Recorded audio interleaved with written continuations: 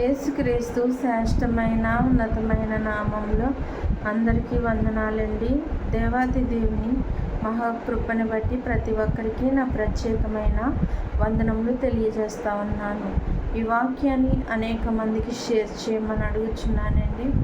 దేవాది దేవుడు ఈ దినాన్న మనతో మాట్లాడుచున్న అంశము, దేవుని కోపము మన పట్ల ఎంత సమయం ఉంటుంది, దేవుని కోపము మనపైన ఎంతసేపు ఉంటుంది అనే అంశం ద్వారా ఆయన ఈ దినాన్న మనతో మాట్లాడుచున్నారు. అయితే కీర్తన గ్రంథము 30వ సంకీర్తన 5వ చరణము, ఆయన కోపము నిమిషమాత్రము నుండును, ఆయన దయ ఆయుష్కాలమంతయు నిలిచును. ప్రార్థన. మహోన్నతుడ, మహిమగల రాజా, సర్వోన్నతుడ, సర్వాధికారి, నీకు వందనాలు, స్తోత్రాలయ్యా.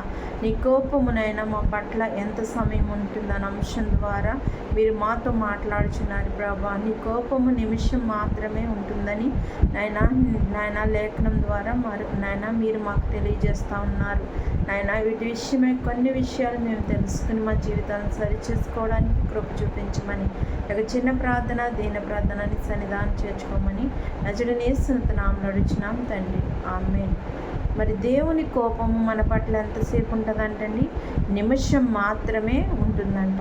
మరి ఈ నిమిషం మాత్రము కోపం ఎందుకు ఉంటుందంటే, దేవుడు మనకి ఎన్నో అవకాశాలు ఇస్తాడండి.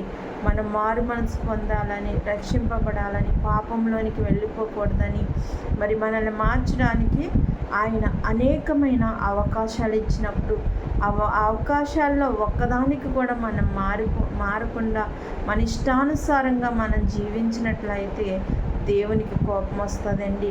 మరి దేవుడు దేని విషయంలోనూ కోపించే దేవుడు కాదండి. కానీ ఆయన కోపం తెప్పించే రీతిగా మనం జీవిస్తే మాత్రము ఆయన కోపము మన పట్ల ఒక నిమిషం మాత్రం ఉంటుందంట.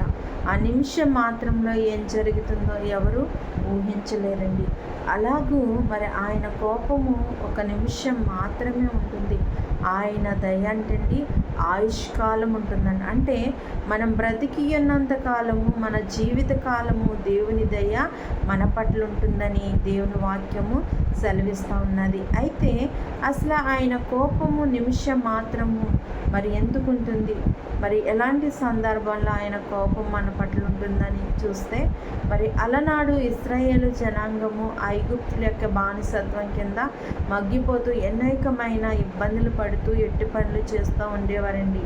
అలాగుంటున్న సమయంలో వాళ్ళు పడుతున్న బాధ, కష్టం ఇవన్నీ కూడా మరి వాళ్ళకి ఎంతో వేదన కలిగించి మరి దేవునికి వారు మొర్ర పెట్టుకున్నట్లుగా చూస్తూ ఉంటాం. అయితే ఆ మొర్ర ఎవరున్నారండి? దేవుడు విన్నాడు. వాళ్ళు పడుతున్న కష్టాన్ని, బాధని ఆయన చూశాడు. అయితే మరి ఈ యొక్క ఇశ్రాయేలు జనాంగాన్ని ఎలా ఉంచకూడదు, వాళ్ళని పాలు తేనెలు ప్రవహించి మంచి దేశానికి మరి నడిపించాలి, ఈ యొక్క బానిసత్వం నుంచి వారిని విడిపించాలని దేవాతి దేవుడు మోషేని ఏర్పాటు చేసుకుని మోషేకి మరి సహాయం చేయడానికి అహరోన్ని మరి ఏర్పాటు చేసినట్లుగా చూస్తూ ఉన్నాం.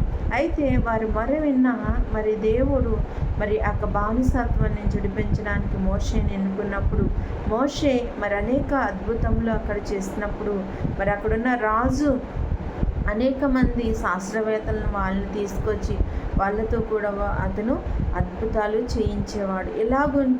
ఉంటుండగా మరి అనేక అద్భుతాలు చేసినా కూడా మరి అక్క రాజు మనసు కఠినమవడంతో మరి వాళ్ళ కొన్ని దినాలు మరి అక్కడే బానిసత్వంలోనే ఉన్న తర్వాత మరి వాళ్ళ పాలు తేనెలు దేశానికి నడిపించడానికి మోషే మరి ఏర్పాటు చేసుకున్న దేవుడు ఆ కొద్ది దినాల్లో మళ్ళీ వారిని బానిసత్వం నుంచి విడిపించి మరి పాలు తేనెలు ప్రవహించి దేశానికి నడిపించడానికి మరి వాళ్ళు ప్రయాణం చేస్తున్నప్పుడు ఆ యొక్క ప్రయాణంలో మరి వాళ్ళు అనేకమైన సందర్భాల్లో దేవుని మీద, మోషే మీద సనుక్కున్నట్లుగా మనం చూస్తూ ఉంటాం. ఎందుకంటే ఆహారం లేదని, మంచినీళ్ళు లేవని, మరి వాళ్ళు ఈ లోక సంబంధమైన వాటి కొరకు మరి మనసుంచి వాటి గురించి వాళ్ళు మరి దేవుని మీద, మరి మోషే మీద సనుక్కున్న సందర్భాలు ఎన్నో చూస్తూ ఉంటాం. అలాంటి సందర్భంలో కూడా మరి దేవుడు ఎంతగానో మరి వాళ్ళ మీద కోపపడకుండా వాళ్ళకి ఏది అవసరమైందో అవన్నీ కూడా దేవుడు ఏర్పాటు చేశాడండి. తరువాత మరి వాళ్ళు ఎలా ఉంటుండగా మరి ఒకసారి వాళ్ళు మరి దేవుని మీద సనుక్కొని మరి ఎంత మరి దేవుణ్ణి అవమానకరంగా మాట్లాడుతూ మోషేని అవమానకరంగా మాట్లాడుచున్నప్పుడు మరి దేవునికి కోపం వచ్చిందండి. కోపం వచ్చి అక్కడున్న వారందరిని నశింప చేయాలని దేవుడు ఆలోచన చేశాడు. ఎందుకు మరి వాళ్ళు ఎన్నో సందర్భాల్లో మరి వాళ్ళు ఏమంటున్నా కూడా దేవుడు పట్టించుకోకుండా వారి పట్ల వారికి మంచినీళ్ళు లేనప్పుడు మంచినీళ్ళను, ఆహారం లేనప్పుడు ఆకాశం నుంచి మన్నాను కురిపించి వాళ్ళ ఆకలి తీర్చిన దేవుడు మరి అలాంటి దేవుడినే వాళ్ళు సనుక్కుంటూ వచ్చారండి. అప్పుడు కోపము వచ్చింది దేవునికి. అలానే ఎన్నో సందర్భాల్లో ఎన్నో విధాలుగా దేవుడు మనల్ని ఆదరిస్తున్నప్పుడు ఆయన అది చేయలేదు ఇది చేయలేదు మరి అని దేవుని మీద సనుక్కునే వారిగా ఉన్నామేమో, దేవుని మీద నిందలు వేసేవారిగా ఉన్నామేమో. అలాంటి సందర్భం అప్పుడు దేవునికి మన మీద కోపం కలుగుతుందండి. ఒక నిమిషం మాత్రమే ఆ కోపం ఉంటుందంట. దేవుని కోపము ఒక నిమిషమే, ఆ నిమిషంలోనే ఏమైనా జరగవచ్చు. అయితే మరి ఆయన దయ ఆయుష్కాలం ఉంటుందంటండి. మనం బ్రతికినంత కాలము, మనం ఉన్నంత కాలము ఆయన దయ మన పట్ల ఉంటుంది. ఆయన దయ ఉన్నది కాబట్టి మనం ఈ దినాన్న దేనికి ఏ లోటు లేకుండా మనం బ్రతుకుతున్నాము. మరి ఆయన ఇచ్చిన బ్రతుకుని మనము ఆయన కొరకు ఉపయోగించుకోవాలి. అలానే దీనికి ఒక ఉదాహరణ కూడా దేవుడు చూపిస్తున్నారండి. మరి ఒక రాత్రి అంట ఇక్కడ మరి రాయబడిన సాయంకాలమున ఏడుపు వచ్చి రాత్రంతయు ఉండినను ఉదయమున సంతోషము కలుగును. సాయంకాలం ఏమొస్తుందంటండి, ఏడుపు వస్తుందంట. ఆ ఏడుపు ఆ రాత్రంతా ఉన్నా కూడా మరి ఉదయానికి సంతోషం కలుగుతుందని దేవుని వాక్యం సెలవిస్తుంది. అది వాస్తవం అండి. దేవుడు మరి ఏది ఊరికనే రాయించలేదు. చాలామంది జీవితాల్లో మరి వాళ్ళకున్న బాధల చొప్పున కానివ్వండి, లేకపోతే వాళ్ళు పడిన అవమానాలు బట్టి కానివ్వండి, దేని గురించి అయినా కానివ్వండి, చాలామంది మరి సాయంకాల సమయంలో పడుకునే సమయంలో మరి అవన్నీ జ్ఞాపకం చేసుకొని ఏడుస్తారు. దేవుని పడుకొని చాలా ఏడుస్తూ మరి వాళ్ళు ఏంటి నా జీవితం ఇలా అయింది, నేనేంటి ఇలాంటి అవమానాలు పొందుకున్నానని వాడు ఏడుస్తున్నప్పటికీ మరి సంతోషం ఎప్పుడు కలుగుతుందండి, ఉదయానికి మళ్ళీ సంతోషిస్తారు. అంటే వాళ్ళు పడిన బాధ మర్చిపోతారు, కన్నీళ్ళను మర్చిపోతారు, ఉదయాన్నే మళ్ళీ మామూలుగా ఉంటారు. ఇది చాలామంది జీవితంలో జరుగుతూ ఉంటుంది. అలానే నేను కూడా అనేక సందర్భాల్లో మరి మా అమ్మగారు చనిపోయిన మరి రోజుల్లో ప్రతి రాత్రి కూడా ఆ విధంగానే బాధ అనిపించేది. ఆవిడ మమ్మల్ని విడిచి వెళ్ళిపోయింది. మరి తల్లి తోడుగా ఉంటే చాలా మరి బిడ్డలకి ధైర్యం కదండి. మరి మాలో కొద్ది దినాలు మాత్రమే మాతో ఉన్నది. ఆమె బ్రతికినంత కాలము మా కొరకు విదేశాలంతా కష్టపడుతూ ఆమె జీవితాన్ని అక్కడే సాగించింది. మేము మా తల్లితో ఉన్నది మరి చాలా కొద్ది దినాలే. అందుకనే చాలా బాధ అనిపించి చాలా ఏడుపు వచ్చిందండి. మా అమ్మని జ్ఞాపకం చేసిన కళ్ళ ముందు అలానే కనపడుతూ ఉంటుంది.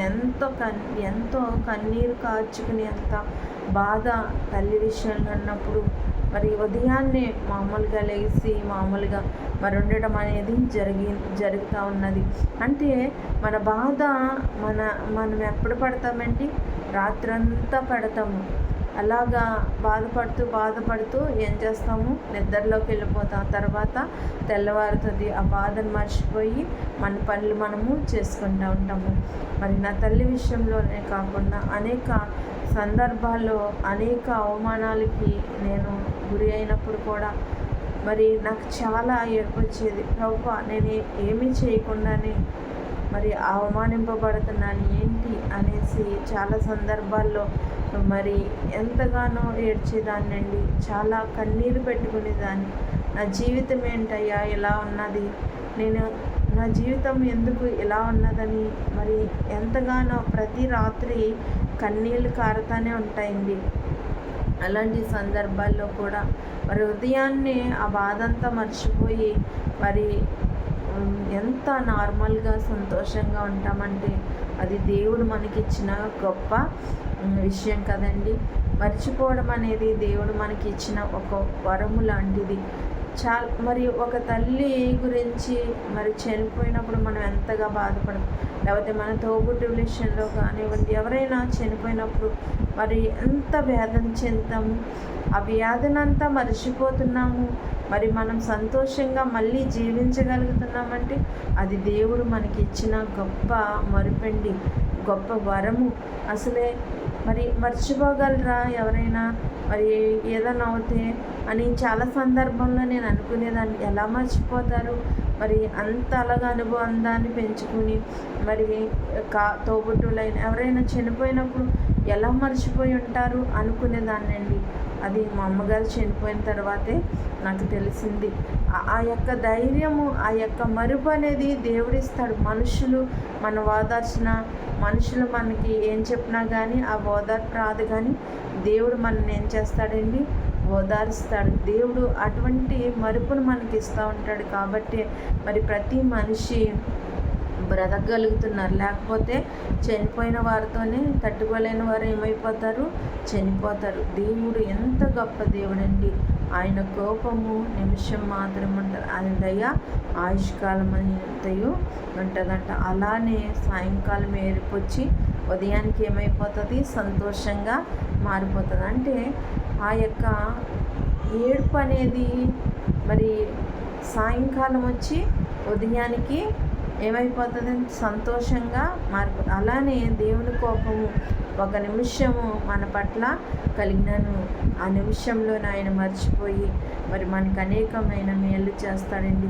నువ్వు కన్నీరు పెట్టుకుంటే చూసే దేవుడు కాదు, నువ్వు బాధపడుతుంటే చూసే దేవుడు కాదు, మరి నువ్వేదైనా సమస్యల్లో ఇరుక్కుంటే చూసే దేవుడు కాదండి. మరి మనం ప్రతి విషయంలో ఆయన గమనిస్తూ ఉంటారు. మన జీవితం ఏంటో ఆయన చూస్తూ ఉంటాడు. కాబట్టి మరి మనము దేవునికి కోపాన్ని తెచ్చేవారిగా కాకుండా దేవుని సంతోషపరిచేవారిగా ఉండాలి. ఈ లోకంలో మన చిన్న వస్తువు ఏది సంపాదించుకున్నా కూడా అది దేవుని యొక్క దయ వల్లనే మనం సంపాదించుకోగలుగుతున్నాం.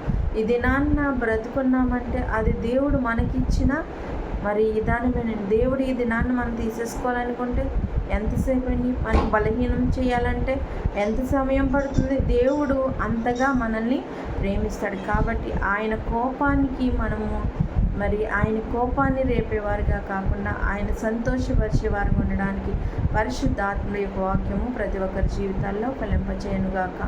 ఆమేన్. మహోన్నతుడా, మహిమగల రాజా, నీకే వందనాలు ప్రభువా.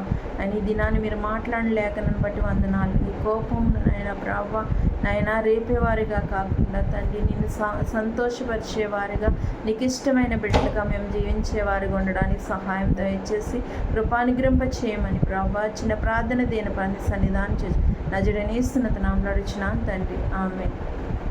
అందరికీ వందనాలండి.